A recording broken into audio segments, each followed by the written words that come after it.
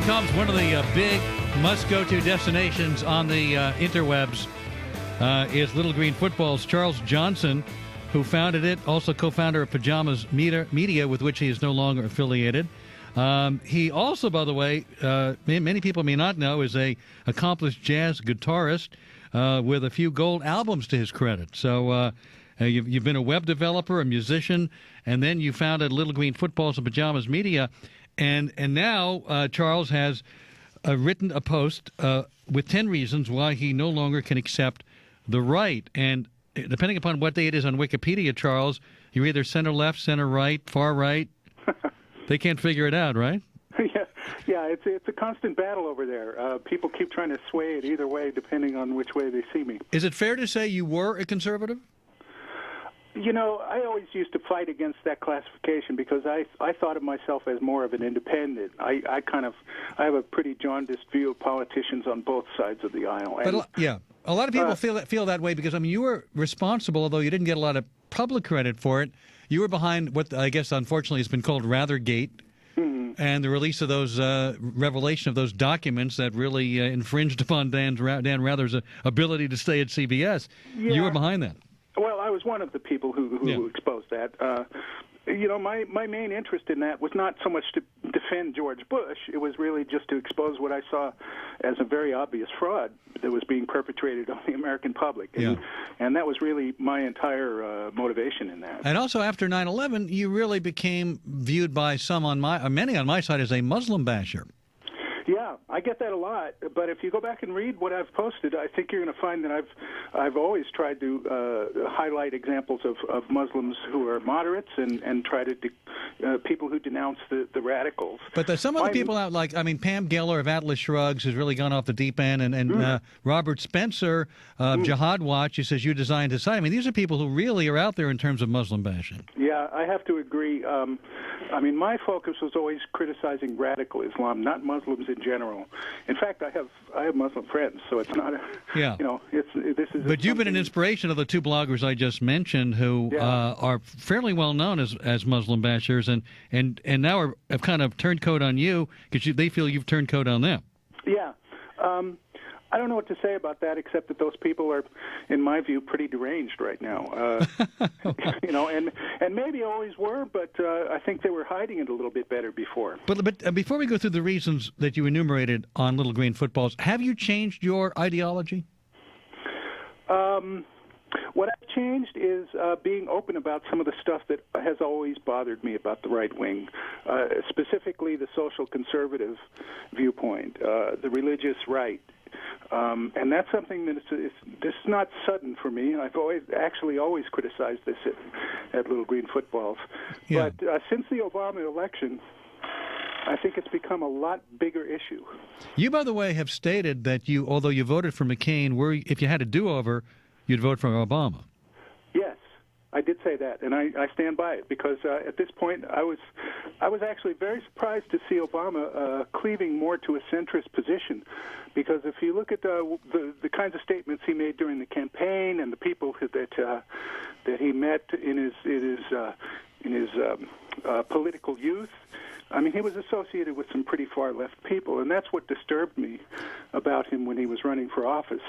But at this point, I've really revised my view. Bill Ayers did not become Secretary of Education. In fact, no. Ayers recently renounced Obama because of his Afghanistan policy. That's exactly right. And in fact, a whole lot of people are renouncing Obama because of the policies that he's pretty much kept in place from the Bush administration, like the Patriot Act, wiretapping, and all that kinds of stuff.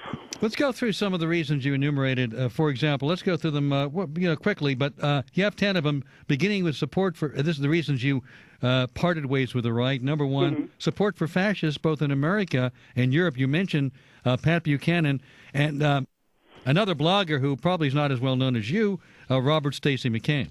Right. Well, actually, you're one of the people who posted something, or actually you interviewed. Yeah, we had McCain on the show. Yeah. And he's always bashing me, so we put him on. Of course he is. Yeah. But that actually was, your interview with him was a real eye-opener for me because he refused to confront the issues that were being raised. Well, he refused to acknowledge that he had used the word fascist, I believe, right, when he actually did. Yeah, and he refused to acknowledge that he'd said that seeing an interracial couple caused an altogether natural revulsion, and other kinds of pretty racist statements.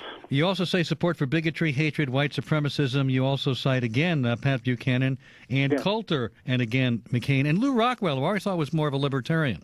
Yeah, well, if you go look at his site, it's not very difficult to find stuff that I think is maybe not outright white supremacist. A lot of these people have learned to hide that stuff so that it's not on the surface anymore. But it's really just bubbling beneath the surface. Now, Ann Coulter may have a little bit of hatred of liberals in her. I wouldn't call her a white supremacist. Well, I wouldn't call her a white supremacist. However, she has made apologies for white supremacists. In her new book, actually, she mentions the Council of Conservative Citizens, which is an openly white supremacist group, and she defends them. She actually says that there's no evidence on their website of white supremacism, which is just incredibly false. You mentioned support for throwing women back into the Dark Ages and general religious fanaticism, Operation Rescue, anti-abortion groups, James Dobson, Pat Robertson, Tony Perkins, and the entire religious right. You pretty much mentioned the whole right wing in that one, I think. I think I covered the waterfront there.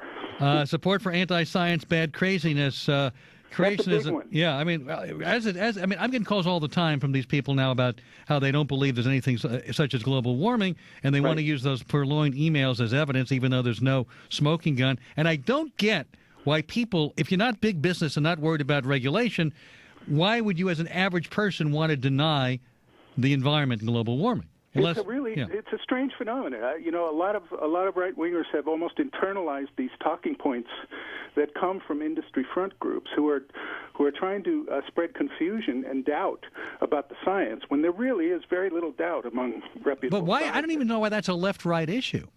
Well, it has become one, unfortunately. I mean, from my viewpoint, it's a very conservative quality to want to preserve the environment, but people don't seem to agree. Support for homophobic bigotry. You mentioned Sarah Palin, Dobson once again, and the religious right. Yes, absolutely. That's another big issue. Support for anti-government lunacy. Well, you got the Tea Parties. You got militias making a little bit of a comeback. You mentioned my employer, Fox News.